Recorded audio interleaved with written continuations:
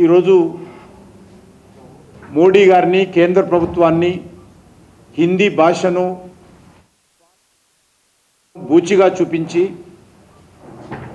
ప్రజలను రెచ్చగొట్టేటువంటి ప్రయత్నం చేస్తూ ఉంది. ఇటీవల తమిళనాడులో లిక్కర్ సరఫరాకు సంబంధించినటువంటి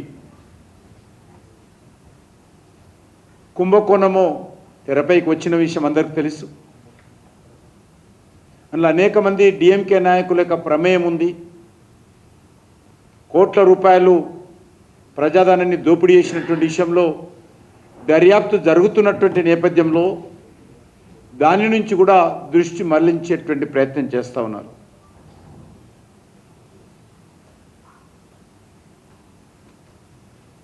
ముఖ్యంగా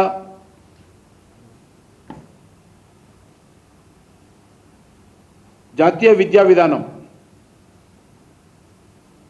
education policy, national education policy ఇదేమీ కొత్తగా ఈరోజు ప్రవేశపెట్టలే. గతంలో కూడా ఈ యొక్క 1986లో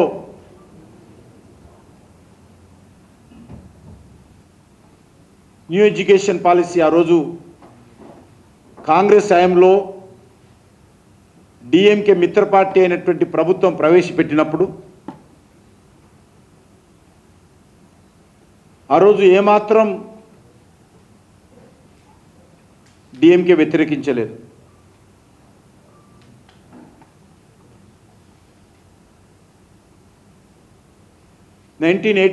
లో ఆ రోజు ఎడ్యుకేషన్ పాలసీ ప్రవేశపెట్టడం,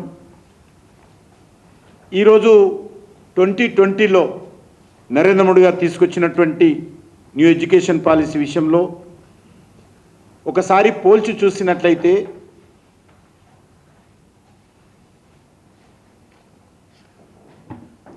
హిందీయేతర రాష్ట్రాలకు మరింతగా స్థానిక భాషలను ప్రోత్సహించేటువంటి విధానము ఈరోజు ఈ యొక్క న్యూ ఎడ్యుకేషన్ పాలసీలో నరేంద్ర మోడీ గారు ప్రవేశపెట్టారు, కేంద్ర ప్రభుత్వం ప్రవేశపెట్టింది. ఉన్నత విద్య వరకు కూడా విధిగా మాతృభాషలోనే చదువుకోవాలని కూడా కేంద్ర ప్రభుత్వము తీసుకురావడం జరిగింది. అసలు 3 లాంగ్వేజ్ ఫార్ములా రావడమే గత అనేక సంవత్సరాల నుంచి ఈ దేశంలో అమలు జరుగుతూ ఉంది.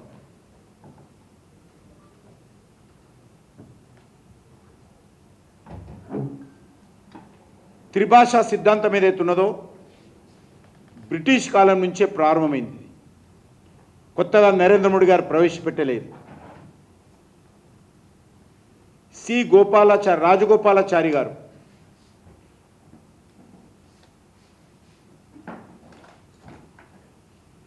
త్రిభాషా సిద్ధాంతానికి ఆయననే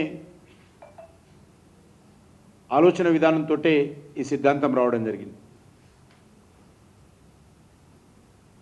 60వ దశకంలోనే వారు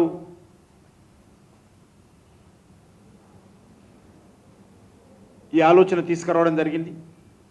గతంలో విద్యారంగం పైన కాంగ్రెస్ పార్టీ ప్రభుత్వము ఏర్పాటు చేసినటువంటి కొఠారి కమిషన్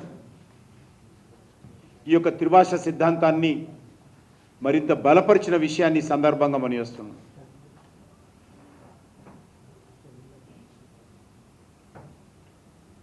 ఇవన్నీ కూడా డిఎంకు తెలియనిది కాదు. మోడీ గారు వచ్చిన తర్వాత ఏ ఒక్క వ్యక్తి పైన కానీ, ఏ ఒక్క రాష్ట్రం పైన కానీ, ఏ ఒక్క అంశం పైన కానీ హిందీని బలవంతంగా రుద్దినటువంటి సంఘటన ఈ దేశంలో ఒకటి కూడా లేదు. అది కాకుండా ఖచ్చితంగా మన మాతృభాషలోనే మనమందరం చదువుకోవాలని యావత్తు దేశంలో ఉన్నటువంటి అన్ని ప్రాంతీయ భాషలను, మాతృభాషలను ప్రోత్సహించాలని నిర్ణయించినటువంటి మొట్టమొదటి ప్రభుత్వము నరేంద్ర మోడీ గారి ప్రభుత్వం.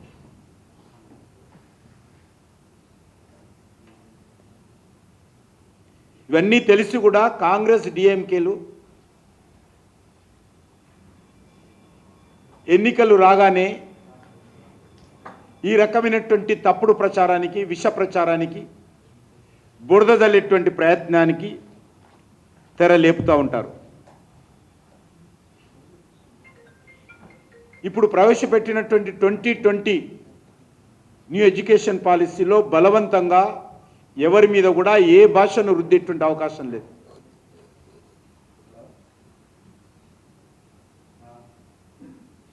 అనవసరంగా తమిళనాడు ముఖ్యమంత్రి వచ్చే ఎన్నికలను దృష్టిలో పెట్టుకొని ఎప్పుడో 2020లో న్యూ ఎడ్యుకేషన్ పాలసీ వస్తే 2025లో తమిళనాడు అసెంబ్లీ ఎన్నికలకు ముందు ఈ అంశాన్ని రాద్ధాంతం చేస్తూ ఆల్ పార్టీ మీటింగ్ పెడుతుండంటే ప్రజలు అర్థం చేసుకోవచ్చు. ఇది శాసనసభ, తమిళనాడు శాసనసభ ఎన్నికల సందర్భంగా డిఎంకే పార్టీ లేవనెత్తినటువంటి ఎన్నికల ఎత్తుగడ అనే అంశాన్ని సందర్భంగా మనం చేస్తున్నాం.